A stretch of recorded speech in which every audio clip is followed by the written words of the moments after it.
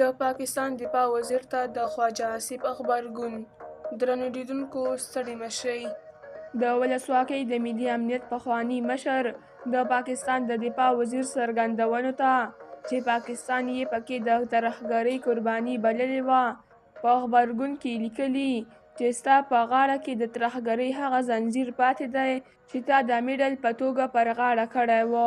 خواجه آصف پر ایکس د شوروي او امریکا ترمنځ جګړې اړوند لیکلي چې دغې جګړې ته د کفر او اسلام نوم ورکړل شو او اسامه بن لادن له همدې امله پاکستان ته ولېږدول شو.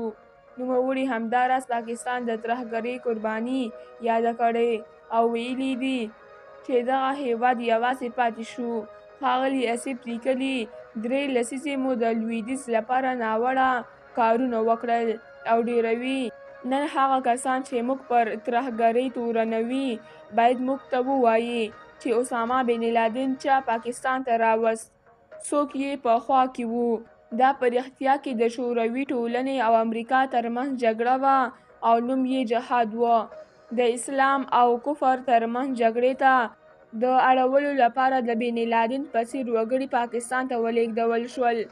وروسته له هغې چې معنا یې څرګنده شوه، پاکستان یوازې پاتې شو او موږ نن هم د دې ترهګرۍ او د هغې له تورنو سره مخ یو.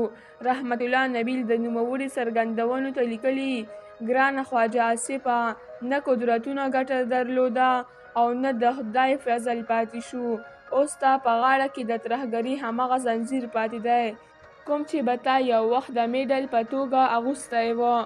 د نوموړي هیواد دفاع وزیر څرګندونې وروسته له هغې رامنځته کیږي چې په هندي کشمیر کې د وسلوالو لخوا د 24 سیلانیانو له وژلو وروسته د دواړو هیوادونو ترمنځ اړیکې ترینګلې شوي او د امریکا د هندوستان له واکمنۍ سره په دغه پیښه کې د ودرېدو اعلان وکړ. د خواجه آصف څرګندونې په کور دننه هم له سختو غبرګونونو سره مخ شوي او له نوموړي څخه یې د ترهګرۍ د ملاتړ په اړه سپیناوی غوښتی.